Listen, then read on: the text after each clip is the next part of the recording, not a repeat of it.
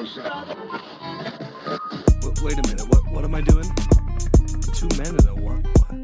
Two friends from film school, one who graduated, one who did, and they decided to make a podcast. Okay, this has never been done before, right? Okay. This is Matthew and Harrison's Two Men in a Movie. It's not what it sounds like. Welcome to the Two Men in a Movie podcast, where each week one man shows another man a movie he can't believe he hasn't seen. As always, I'm your newly trained in the ways of avoiding sexually harassing behavior host, Matthew Olczyk, joined as always by my untrained sexual harasser co-host and work husband Harrison Poole. How are you, babe? First off, I know I'm putting you on the spot here, calling you a sexual harasser in a public forum. Yeah, first off, I'm also trained. Yeah, you were privy to the sexual harassment training, so I was in the room while I took it. I'm doing okay. Yeah. So apparently, apparently our last episode, people texted us that we had bold takes. Bold takes. And apparently they're right, because Jimmy Kimmel is getting fired. Suspended. Sure, it's suspended indefinitely. Yeah. He's under contract until 2026, so they still have to pay him. And they're going to replace his show with a Charlie Kirk special. Oh, yeah? Yeah, the Charlie Kirk Memorial special. The next episode's being replaced by. Oh, lovely. I feel like they're really trying to make us care about Charlie Kirk. And I don't think a lot of people care that much. Like, they're putting it like in sports games and getting angry when people don't put into sports games. Oh, really? I've been paying The mild attention. The New York, I think Mets did it. And then I saw an article where some sports people weren't playing little memorial videos and people were upset. It's like, this is America. We can't play a memorial video every time someone dies to gun violence. We'll never get it done to do anything. Also, the Mets, like, it was the day of, right? Yeah. I understand playing, I mean, I don't, but it's Charlie Kirk. I understand playing the day of, but, like, maybe even the next day. But, like, a couple days out, you're just, we move so fast, we're so detached at that point. I'm really just waiting for the news cycle to move on. I feel like it should have moved on by now. They just keep trying to make this a thing, and like no one really cares.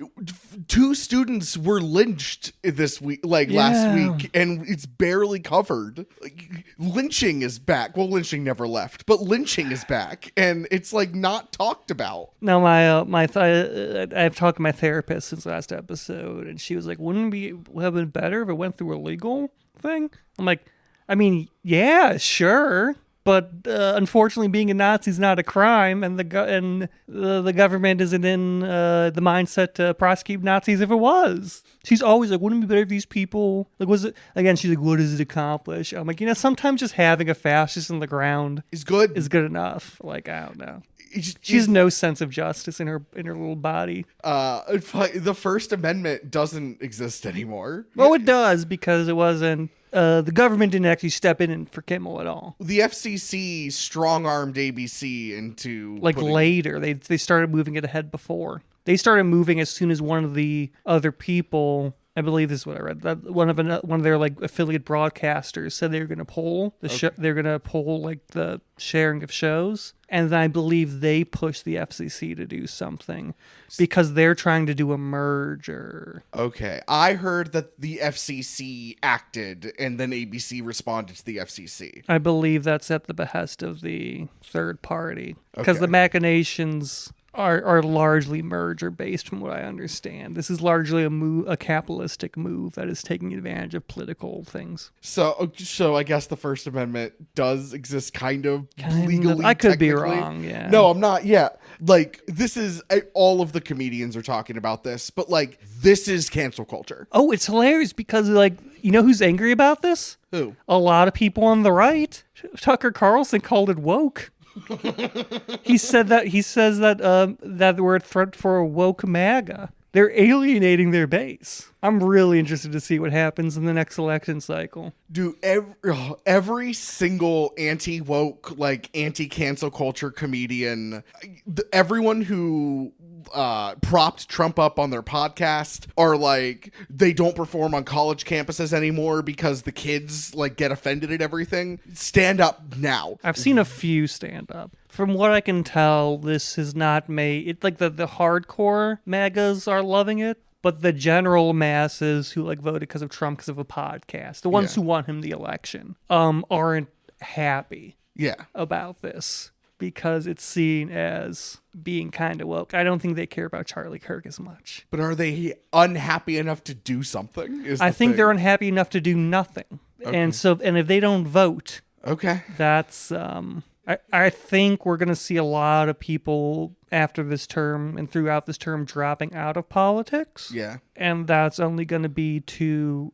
everyone who isn't Trump's benefit. Because he won because a bunch of people who don't normally voted. Unless it's a worst case scenario for Democrats. MAGA can't win an election on its own. It's not big enough. Sure. The hardcore MAGA group. You think it's too niche? It's a very small population. Like the hardcore group. The live and breathe and die. Yeah, the core group. And like I have been seeing like he's a lot of people who voted for him aren't happy with it. Like it's because economically it's fucking everything up. Yeah. And most people vote with their wallets. And then you have the woke MAGA shit, which is not necessarily what any of his voters care about. There are a couple things that make me happy is the wrong word, but make me less afraid that this is a full fascistic like permanent takeover. One, there is no heir apparent. There's no heir. Yeah, that's something I always bring up is like the thing about MAGA is that Trump is Trump. Yes. And no one else is Trump. Correct. People try to be Trump and they're not. No one has been able to gather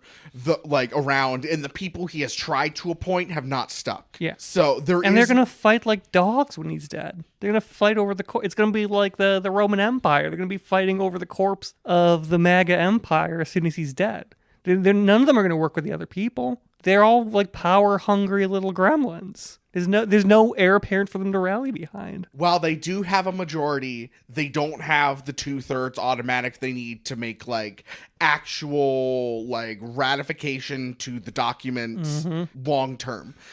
At some point, you have to put some faith in that document that a bunch of drunk 20-somethings wrote 300 years ago. Because I know that they've been trampling over a bunch, but it's not gone. Right. It's like the courts have been holding stuff up. Yes. It's not super effectual, but like I feel like people focus too much on the stuff that go through and not enough on that there is stuff constantly being challenged. If we can vote in the midterm and flip like either in the midterm, we can stall them out. That's all they need. If they lose like 4 seats, yes, it's a Democratic majority. Like, yes. That's like the Reichstag fire stuff. I'm like, well, that happened because the Nazis controlled everything. Mm-hmm. They were a very popular party. The communists didn't have almost 50%. Right. And also, like, there's a lot of comparisons to be made to the Nazis for sure. But I think one of the comparisons that doesn't land is that the reason people got so much behind the Nazis initially is because the Nazis did do stuff to benefit their base. Yes. And MAGA has done, they've done like the culture and the race stuff. But at the end of the day, if you're not doing something material for your base, you're going to lose them eventually. They've made lives worse. Yeah. Things are more expensive. With the Medicaid cuts, like the only fucking hospitals are going to be around are city hospitals. They're not going to be able to keep rural ones going. Because like things are really bad. Right? Things are bad. Are really bad. But I am holding out doomsaying until the midterms. Because that's going to be a big moment where like, if Democrats can take seats, then things aren't. This isn't like the end. Right. And we're also I think the bigger long-term threat is the AI bubble bursting. Okay. Economically, because everyone's putting everything into it. And it's a shitty magic 8-ball. And that's going to burst at some point. And I'm not sure what it's going to do for our economy, but it's not going to be great. That's personally what I'm more worried about long term. Sure. Because this is going to take fucking forever to fix, but that it can be fixed eventually. Do you think something? So you think it's going to burst? You don't think something not replace, but like you don't think it'll even out? I hope it evens out. Yeah. But it could burst. Oh, 100%. It 100%. Like there's so much money put in. There's so much jobs relying on it now. It's become such a big part of the economy. There was a mini burst when like the NFT bubble, like with the NFT bubble, AI is infinitely bigger than the NFT like ever, like the economics ever were. That's convincing people that they're like gods, and It convinced the guy who never went to high school, which he pointed out, and they said I told him that's good because it means he can think freely. That he invented a new form of quantum mathematics, which could change the very fabric of reality. So he got super paranoid about the government trying to take it from him and it being used for evil ends, and he went nuts over that. It convinced another person it convinced him that it was giving him plans to build like a vest that could protect from bullets, explosions, and falling buildings. And he like fully believed it. Did it provide schematics? What was the design? I think it provided a picture that looked like schematics. Okay.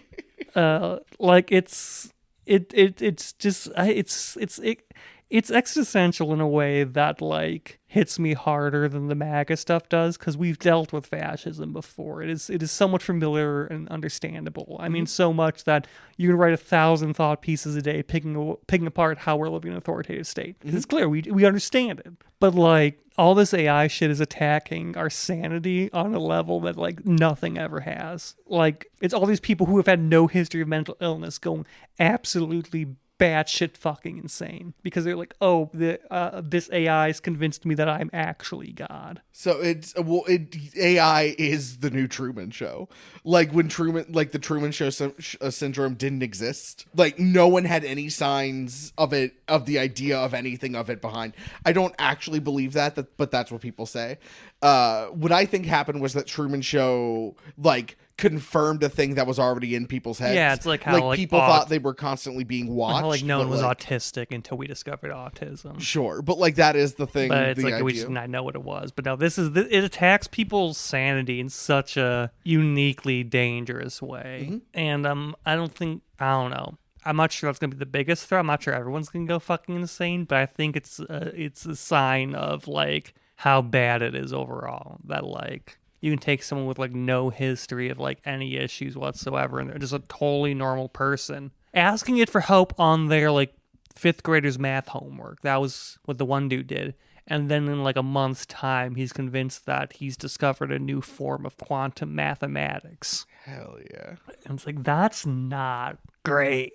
And that costs so much water and electricity and just environmental destruction went into driving this man absolutely batshit insane and making him think he discovered like the anti-life equation. And it's like, oh man, I know like everyone's always like, oh, I live in the worst time of history. I think we live in the worst time of history. It's And it's like we're losing resources because people want to make us, because people think they're God. Yeah. It's so dumb. It's so...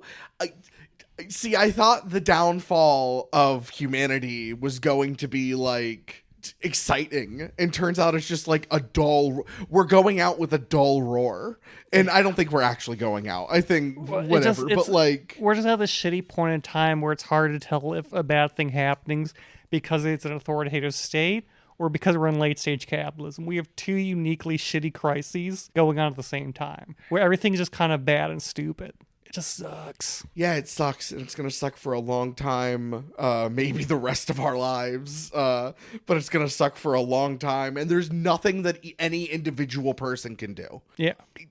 On a singular level, there is no... Even killing Charlie Kirk is, like, a thing you can do,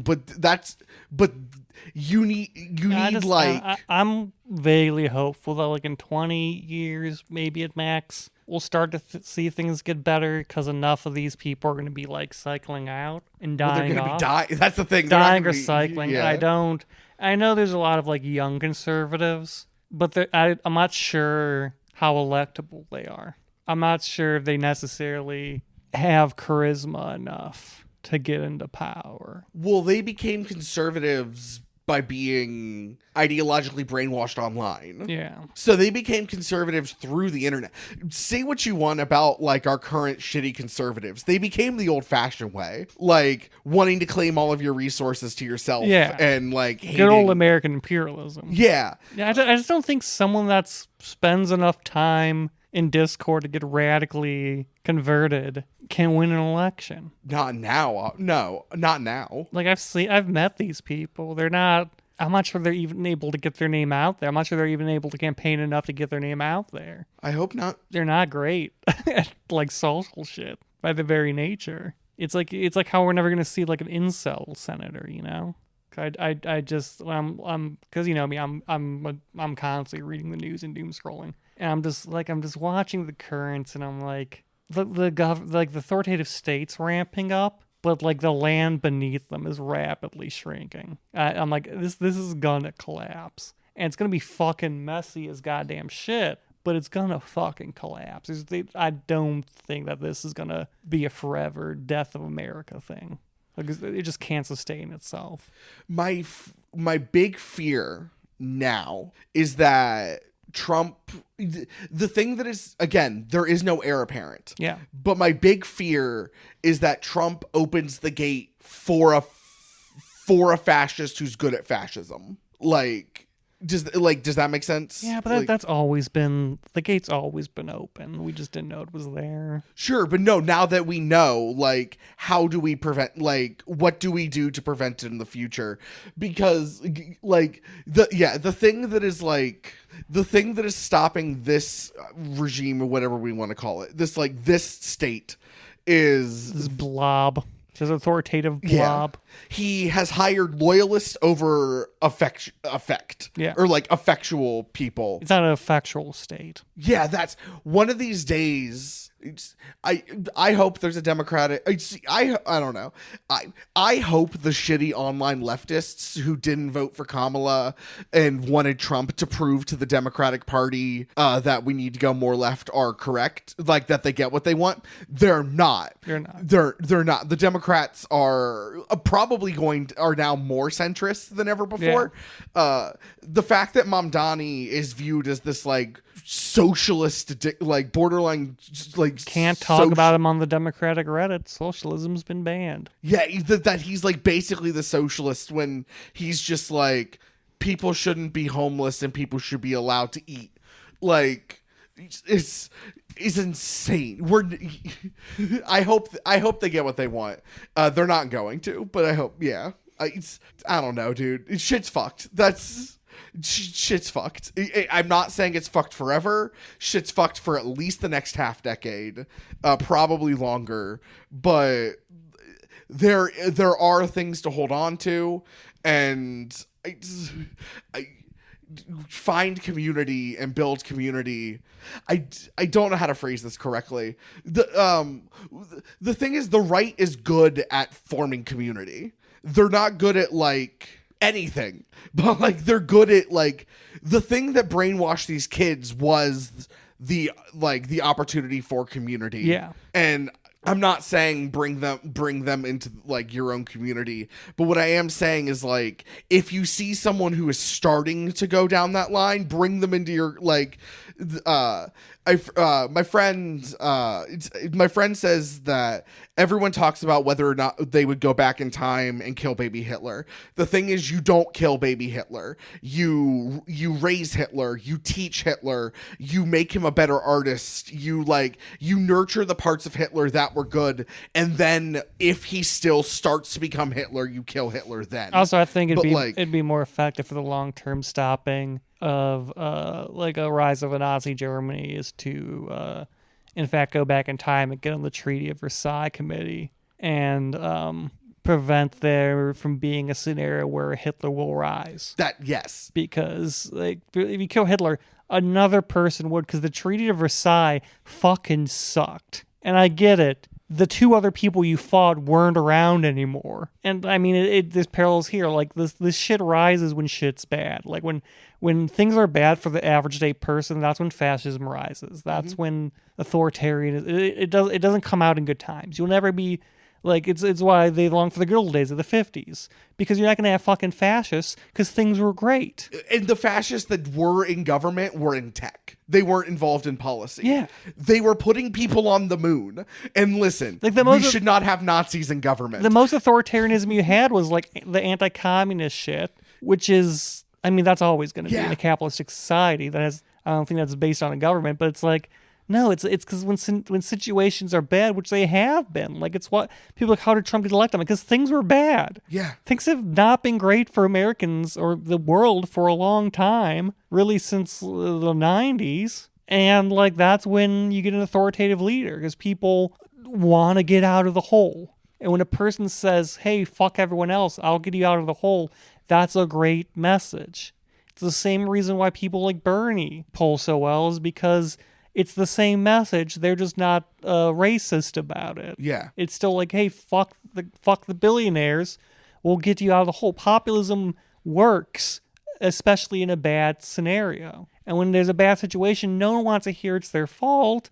They want a scapegoat, be it Jews or immigrants or it's not your fault that your kids don't talk to you. It's the woke left. Yeah. I don't know, man. Shit's fucked, but there is things to be hopeful about. I'm feeling cautiously optimistic about the midterms. Me too. I wish we could end this on like an actionable step. The only thing I can really if you're think out of there is, and there's a CIA guy talking to you in your Discord, listen to him. He's gonna send you the little like notepad to stick on your computer. Just do it. Yeah. I the gun he tells you to. Just listen to your CIA guy. yeah, in the words of Hannah Einbinder, go birds, fuck eyes, free Palestine. Yeah, make. I'm gonna say this in a way we can leave in for 100% leave in and have no legal problems with it. Generally make public figures afraid of you. Yes. Yes. However you want to interpret that, it's up to you. It's out of my hands. I have nothing to do with what you do with that statement. Legally, we have nothing to do with how you interpret the statement. Make public figures afraid of you. As my friend Ray says, if you want to work for the public, you should have your head on a swivel. You should fear the public. For fuck's sake, I've just got back from Boston. It's what our fucking country was founded on. Was making the government afraid. They didn't of like us. they didn't like that the governor taxed their tea and they wrecked his fucking house. They just fucking went to his house and burned shit and they're like, fuck you.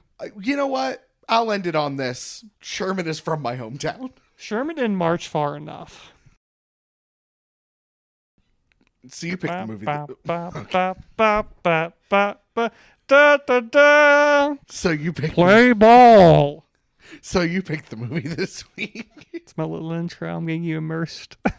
What movie I did fucking you pick? love baseball. I picked the I saw it in an art theater, so I'm not sure if anyone's able to. Well, now you can get online. It's on Mubi. Yeah, but Eephus, which I had to go to the Cinematheque to watch because it was nowhere else. It was a Sundance movie last year. Yeah. I don't know if it won any awards, but I do know Should've. If it didn't, it should have. Yeah, this movie rules. But quick shout out. I put it in my if I had Letterboxd, I put it in my playlist called Bros Being Bros, which is this and Once Upon a Time in Hollywood. Hell yeah.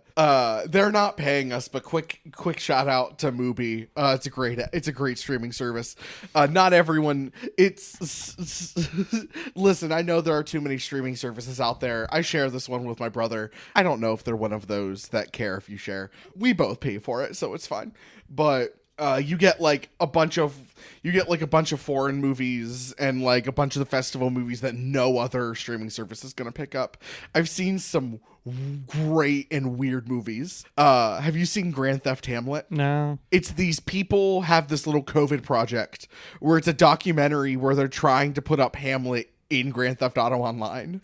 And the entire documentary takes place in Grand Theft Auto See, when Online. I first heard it, I thought it was some sort of theft of small pigs. And I think that's just means that my Instagram algorithm really understands where my mind goes to small animals. It's weird, but Eephus was on. Eephus just got on there like last month or like a couple weeks ago. I got the Blu-ray copy. Oh, nice. Yeah, I was really happy to see it was on Blu-ray because I'm like, this is a movie I want to show people. This is a movie that I'll probably buy on Blu-ray at some point. It fucking rocks. It's also it's not one we're going to be able to talk in great detail about because it like you said, it really is baseball the movie. so basically it's these people's lives playing out while a baseball game plays in the background.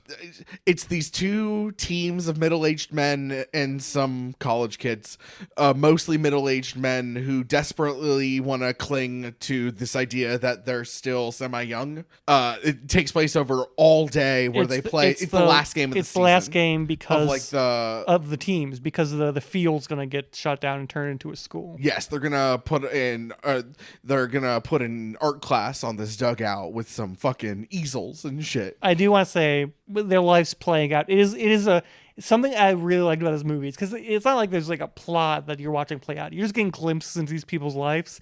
It felt so much like working in food service. Yes. It's the same experience where you're just surrounded. The whole movie, really, there's very little plot happens. They play a baseball game, but you're just kind of, it's an experience where you're just kind of hanging out with these fucking characters and you're just getting little crazy glimpses into their, it's like working at like a restaurant and you're just hearing about like the cook's weekend, and it's just this weird fucking story that's like so far out of what you would ever experience. It's great. It's just bros being bros. It's like two normal people in the movie. So also a famous baseball player, the Spaceman, I believe. So this was Also some podcasters are in this movie. Oh, what? Yeah, so the really funny like radio that they occasionally cut to with like the weird things, that's Will Menaker from Chappa Trap House. Oh, okay. There's like a lot, they got a lot of just fun people in making it. It really is this truly good small film where there's just like these cameos,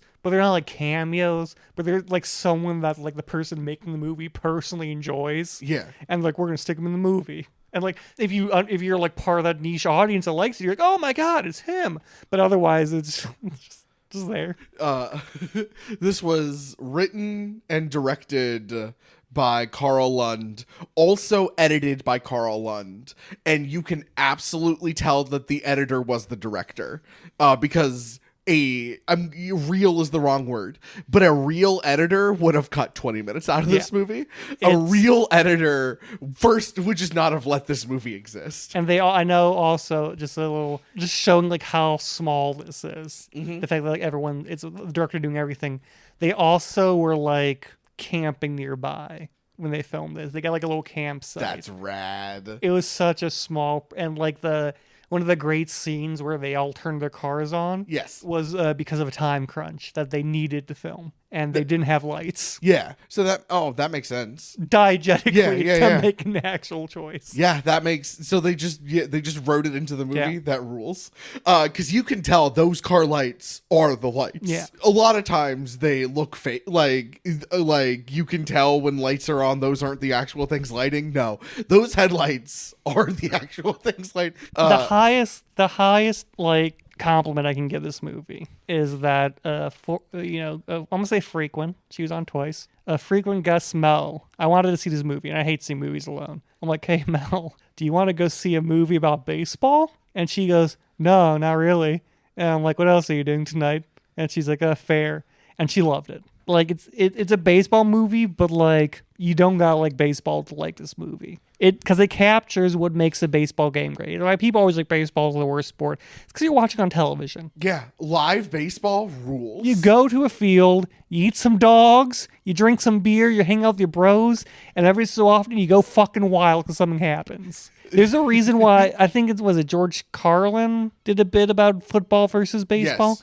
And it's like, no, baseball is the pastime because it's just a nice day out. To bring it back to a previous movie, George Carlin did that bit on the first episode of SNL. Oh. Yeah, it was his opening monologue. Or it may have been his second monologue, but it was like one of his monologues. But yeah, no, it's you just go, you chill. Also, I think baseball players are generally rated the most attractive out of all sports players. I think there's a poll done. So you just go watch a bunch of beautiful men run around, have a good time. And it's a game that, like, as a movie, anyone can play baseball. Not everyone can play football. You can play like touch football. But like to follow the rules completely as written, anyone can play baseball. You can play baseball with your buds and follow all the rules, and it's okay. So for the first like 10 minutes when the movie was like setting up and the movie was being what the movie was going to be, I had the thought, is this what the movie is? And then 10 minutes later, I'm like, I fucking love this. So good. And like a good baseball game, it drags in the middle. Like, it's, again, a real editor would have cut out all of the shitty slow stuff. This was made by someone who loves baseball. Yes. Troy saying 6 times that he needs a ride and that he's too old and that he's hurt and that he can't pitch and that he's only staying for the kid. A real editor would have cut 4 of those.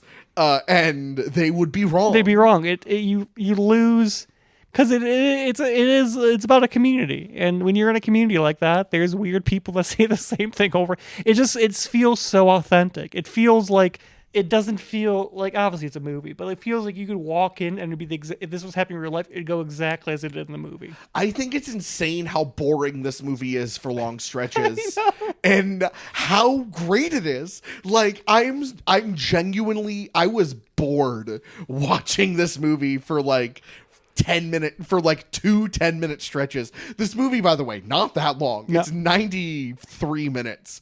I think it's 90 minutes if you don't include the credits, but let's say 90. It's 90 minutes. I was fully bored for 20 of those minutes, and I was checked in. Because even live baseball is boring, but part of it is the camaraderie with friends, and you're all bored together, and like, it's so good. This movie is so good. I really liked it. It does an amazing. It is truly a flash in the pan, amazing moment of we've perfectly replicated the experience onto like film. This movie shouldn't work. It shouldn't work. It's a bunch of weird middle-aged men and like maybe 4 young people fucking playing a community game of baseball for one guy. The most There's exciting no audience. Thing, There's one man. His wife and the 2 kids. Oh yeah, there's his wife and his 2 kids. There's the 2 stoners for a little while. Yeah. They leave. But like the true audience is like one guy, or there's another old guy, but it's like Franny who becomes the umpire. Yeah, there's like one old guy. The umpire leaves.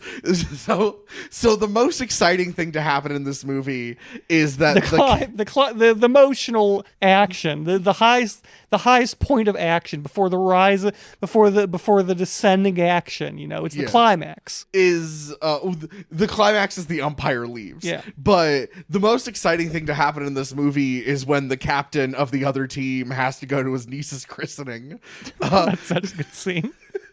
It comes out of it's this Italian dude, so Italian, with the most Boston Italian family in the world. Like, it's his 2 brothers drive and start screaming at him from the sidelines. Also, and he leaves, it doesn't affect anything. And not only does it not affect anything, I forgot about it until I was thinking about the movie. Like, they do such a good job of just capturing bros being. There's so few movies I've watched that felt like a snippet of real life like this has. The relationship that all of the middle-aged men have with the like 2 or 3 college kids is beautiful. This like combination of like older brother meets uncle meets like wants to be mentor but also thinks they're young and is trying to be friend. It feels like working with college students. It does. I had the same relationship with these like 18-year-olds in this place I worked. That's fair. I do not, but that's fair. So this movie starts with one of the characters. Well, it doesn't officially. It starts with Franny setting up, waiting for the game. But Franny, by the way, is this old guy this weird little old man who like doesn't have anything better to do in life and watches amateur rec league baseball. Also, the school and keeps track of all the scores. Yes, and the school is going to be built over the dugout. So this is going to be the last game ever. But also, they could just go half an hour away to join another league. They're not going The other field sucks. But they bring this up multiple times, and they're like, no, that field sucks. This doesn't have to be the end for them. If they truly wanted it, And this is why I love the movie, because what you're describing is how something would happen in a movie, where people would make like this choice. It's like, we'll go join another league, and it's like, oh, bye, guys. But in real life, you go, no, the other field sucks, and it's like 45 minutes away. I'm not driving 45 minutes to go play in a shitty field. I mean, if you love it enough, you will. But No, dude, that's a fucking drive, and the field sucks. I agree. I'm on your side. We've all been there where we could have continued doing something, but it just became slightly inconvenient to the point that we're like, fuck it. So at one point at the beginning, Oh, when they're starting the game, they closed a chain restaurant next to me. There's one like 20 minutes away. It's fucking like 20 minutes away. yeah, I'm not driving all the way. you only go like twice a year. Yeah, it's like, I'm not going all the way. So at the beginning, one of the players is late, and so they have to start. So the game almost doesn't happen, but they agree that they're gonna have him bat last, and then he shows up at the last possible second, and it doesn't feel at all like they were rushed in any way, shape, or form. They're just like, "You're up, man." He's like, "Oh shit," and you have like the couple old middle-aged dudes who never grow out of being in high school, who like take the game way too seriously, and then you have like the couple people doing it because they want community, and then you have like the college kids who are just trying to play between seasons. Yeah, like they're just trying to keep their skills sharp. It feels so manufactured, but at the exact same time so real. Like it's because it's the characters are doing every one of these people is someone that I personally have like worked with at some point in my life. Yeah, I've worked with an Italian man who had too much rage issues because of like issues at home, and he's not getting laid enough. Like one of these guys was like the dishwasher at a cafe I worked at. Yeah. You have the dude who's just like halfway through the game can't do it anymore. Halfway through your shift is like, we're not doing a good job of describing this movie, but I don't think it's possible to do a good job. I will sum up the entire plot for you, okay? These people are playing their last game at a baseball field that's going to be closed because they're building a school on top of it. None of them are really happy about this, but they are too inconvenienced to continue playing the game in any other way. So they're like, we have to play this last game. The one thing they all agree on is we have to play the last game. It's the last game. There's some mild speed bumps, but they play their last game. Well, there's major speed bumps, and they treat it like mild. Yeah, mild. The umpire leaves. Mild in the sense that this is a movie. Yeah. Very realistic speed bumps that you might not put in like a narrative conflict dramatically. They're not dramatic speed bumps. They're very real inconveniences. They play the game, they finish, and then they go home. And the part where the dude's wife and 2 kids, it was getting cold and they needed to go home. It was heartbreaking. Genuinely, yeah. When he's like talking to the captain, it was like, I think he hit it, but he got out before he ran to first. And it's like, that's the last play my kids will ever see me play. And he's like, they're too young. They won't remember it. They're 10 and 12. Then they'll think it's funny. Like it's heartbreak. You could see this man's life crumble before him. And and she's like, we're going to go. And he's like, just stay. I'm going up next. Please watch this last one for me. It's just such a real movie. It's just a bunch of real dudes. Everyone in this movie is just a bunch of real dudes you've met personally in your life, probably, unless you're bougie.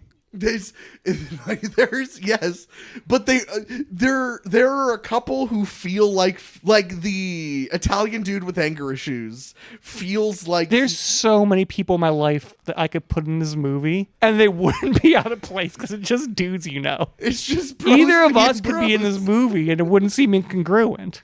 Yeah, I would watch this baseball game.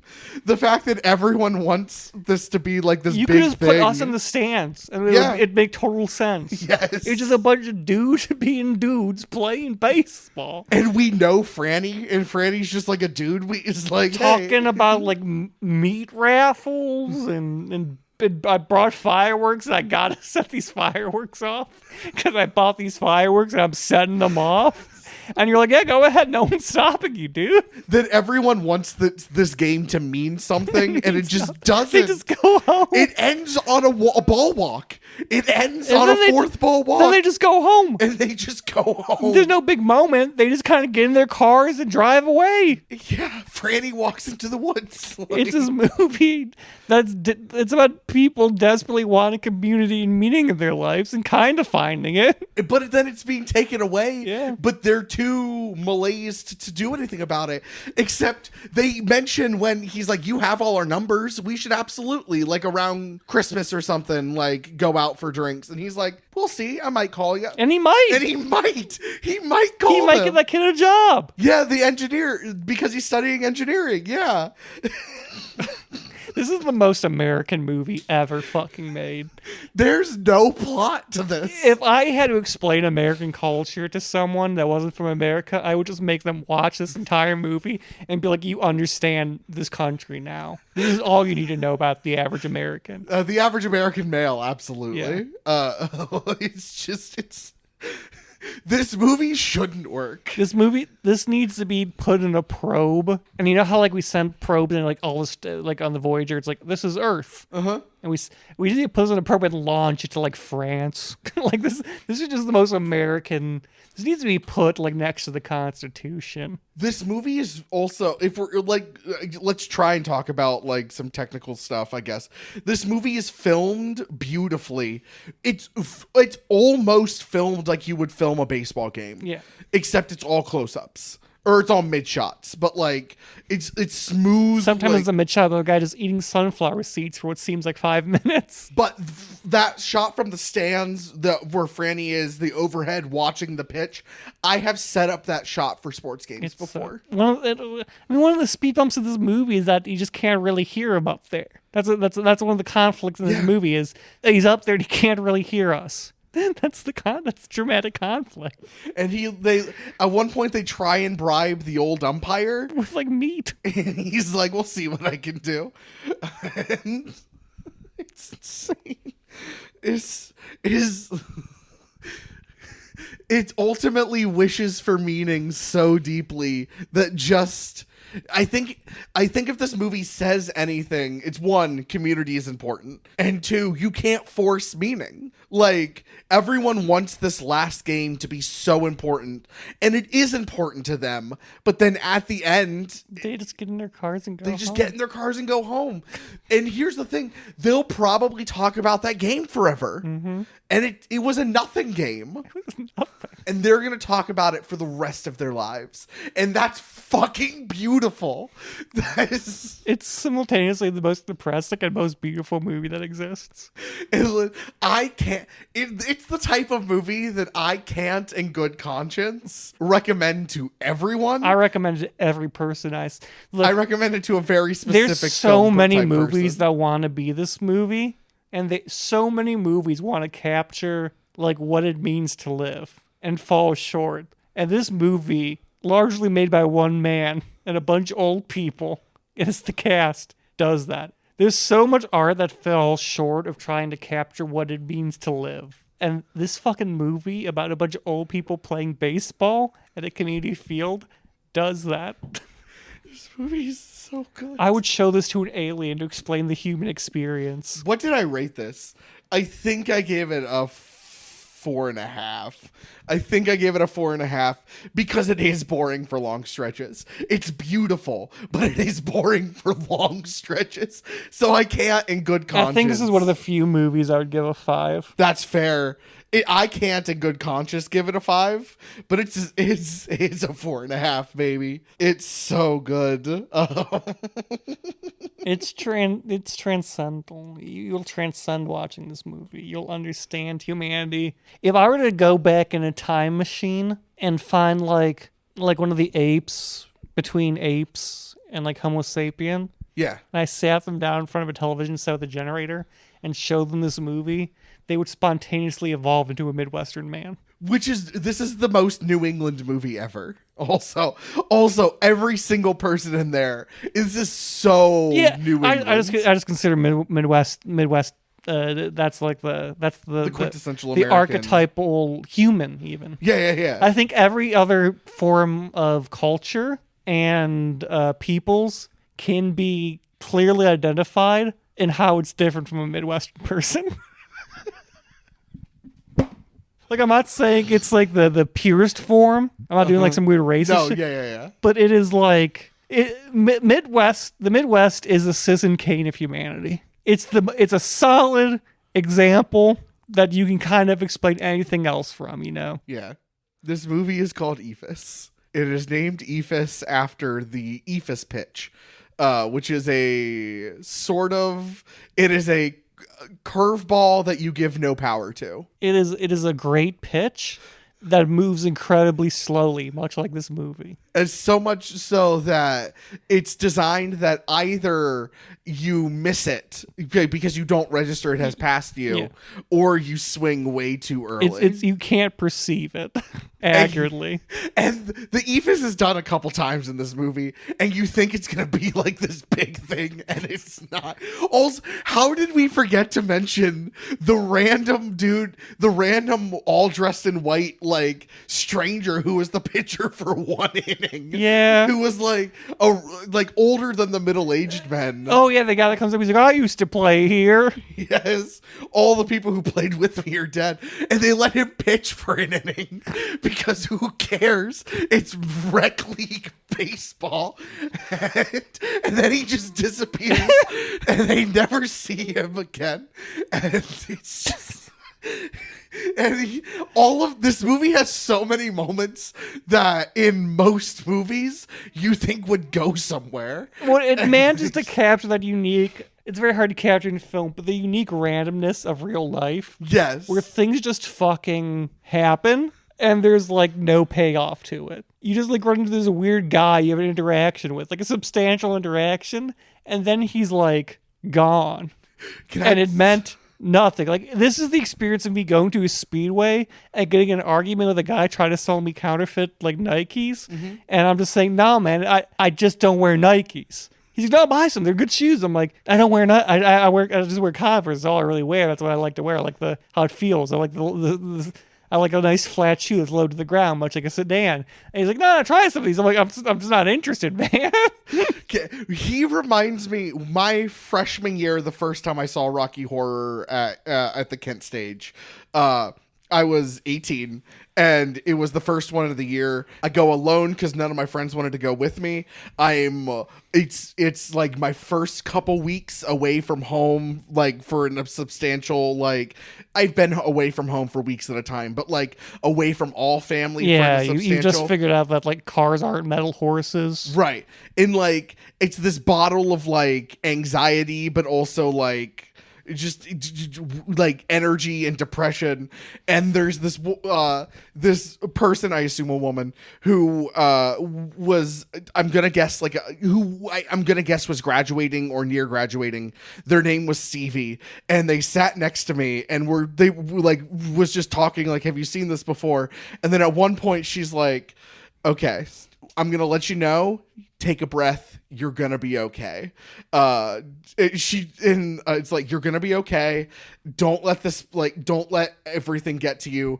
Also, don't do drugs you're not ready for. I'm not saying don't do drugs. I'm saying don't do drugs you're not ready for. And I think about her all the time, and I had one conversation. This movie is with her. the lesbian couple that I was talking to at a baseball game, because Cameron had went to go get hot dogs, and we didn't realize it was like cheap hot dog night. And so we watched like 5 innings on the television next to the hot dog stand. I said, buddy, you can just come back. He's like, I'm getting these fucking dogs. But they kept running out of dogs. And so they would have to get more dogs. Yeah. And so I just became like friends with these lesbians next to me that I will never see again. Or it's also when I was at it's my experience. It's something I think about all the time. I think I've brought this up before. And I've definitely brought it up to you before. But I was at the Weezer concert, and I was going to go get some merch for a friend, and I felt like a hand grabbed me. I looked down at this very tiny woman, very tiny, drunk. Yeah. I looked at this woman, I'm like, she's sauced. I was sauced. This was when I was drinking. So you can only imagine what level she was, that I was like, holy fuck. And she's like, I need snacks, but I can't go there alone. And so like I helped her up the hill, and then she gave me a hug and said, I'll never forget you, and just wandered into the crowd. I think about this all the time. I will never see that woman again. It's just these moments like that. It captures, again, this movie's about life. You think it's about baseball, it's about life. It is. It's about fucking life, man. And at the exact same time, if I were to recommend this to some of my friends, they would think I'm crazy. Not because they wouldn't think it was a great movie. They would just be like, you should have warned me about so many things. You should have warned me how boring this movie is. Baseball is boring. Yeah. But it's also... It's a preoccupied boring, though. You're busy being bored, which again is something that happens in life a lot. Sometimes you're just busy being bored. It's so beautiful. If this movie was a woman, I'd fall madly in love with her. This has been a really shitty week. In general, just work shitty, the funeral, the authoritarianism. It's just been a real shitty week. And watching this, like a good baseball game, I forgot about it for a few hours. I forgot that things were bad for a minute. We should all, as Americans, have to sit down at once and watch this movie as a nation. I think we'd be better for it. I honestly agree with that. I do think that we would be better if we all replace organized religion with Eephus. Replace your faith with Eephus. Do you want to do socials? Yeah, I can do socials. If you want to confirm in my eyes that you are a decent person, that you loved Eephus, you can send us a message on Instagram at 2menmoviepodcast@gmail.com. Please tell me how your first dates showing Eephus went. And if you show a woman Eephus on your first date and she's like, thank you for this experience, you marry that woman. If you want to email us a 2-hour video of you playing a Little League game, which we will watch, I promise you that. If any of you send us a full recorded amateur league baseball game, I will make Harrison watch it with me. I'll watch it. I'll watch it with you. You can send that at 2menmoviepodcast@gmail.com. If you want to follow us on YouTube, where we'll you know what? If you send us a 2-hour amateur league baseball game, I will put it on our YouTube at 2 Men in a Movie podcast on YouTube. I will put that up for all our viewers to see. If you want to follow me, where eventually I'll post a picture of Harrison at a baseball game, but you can see him with a watermelon for now. It's a very happy picture of Harrison. It really captures his joyful mirth, I think, in a way that many artists would struggle to. But in a moment of just pure ingenuity, inspiration, and produce, I captured the real Harrison. If you want to see that, I believe it's on my Midwest_magician on Instagram, and you can see, and you see that. That's what Eephus is going to make you feel like. That's what Eephus can bring to your life. You can find me on Instagram. You know how like in Islam, like Jesus is not the Messiah, but he's like a lead up to the Messiah. That's what Jesus was to Eephus. All religion was just us biding time as a species until Eephus came out. Eephus can be your faith, and it will be strong. Eephus can be your faith might be a good t-shirt design.